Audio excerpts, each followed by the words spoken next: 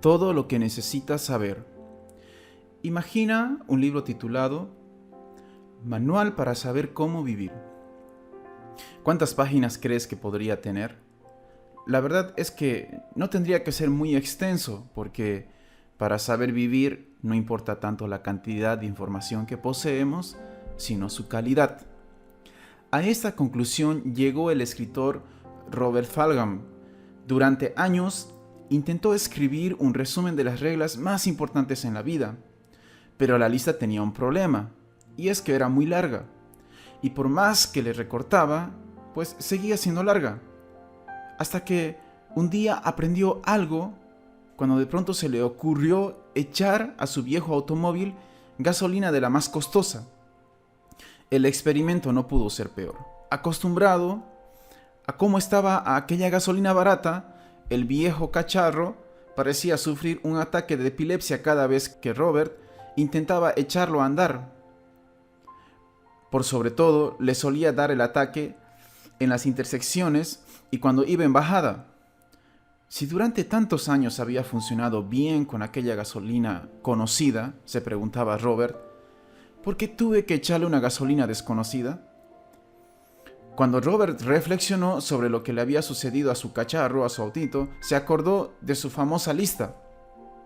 Entonces concluyó que para saber cómo vivir, basta aplicar lo que ya sabemos que funciona. Escribe Robert, comprendí entonces que ya sabía la mayor parte de lo que es necesario para vivir una vida significativa. Y lo sabía desde hace mucho, mucho tiempo. Todo lo que necesitaba aprender, lo aprendí en el jardín de infantes. Entonces, Robert redujo su lista a unas pocas reglas, como por ejemplo las siguientes. Comparte lo que tienes, juega limpio, no golpees a la gente, devuelve las cosas al lugar donde las encontraste, limpia lo que ensucies, no te adueñes de lo que no es tuyo, pide disculpas cuando le hagas daño a otra persona. La lista continúa, pero ocupa menos de una página. ¿Cuándo aprendió Robert estas reglas? Cuando estaba en primaria, en preescolar. Esto es algo de lo que podemos aprender. De pronto nos preguntamos, ¿quisiera vivir bien, en paz con Dios, con los semejantes?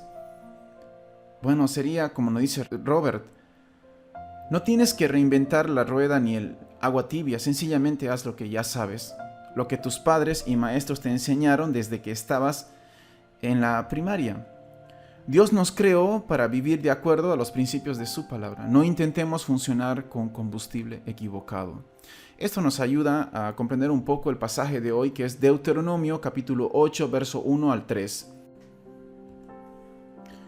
Cuidaréis de poner por obra todo mandamiento que yo os ordeno hoy, para que viváis y seáis multiplicados, entréis y poseáis la tierra que Jehová prometió con juramento a vuestros padres. Te acordarás de todo el camino por donde te ha traído Jehová tu Dios estos 40 años en el desierto, para afligirte, para probarte, saber lo que había en tu corazón, si habías de guardar o no sus mandamientos. Y te afligió y te hizo tener hambre, te sustentó con maná, comida que no conocías tú, ni tus padres la habían conocido, para hacerte saber que no solo de pan vivirá el hombre, mas de todo lo que sale de la boca de Jehová vivirá el hombre. En esta cita, Dios le habla a su pueblo para cuidar de su mandato, es decir, hacer como instruye su palabra en este nuevo tiempo que será el más complicado para Israel.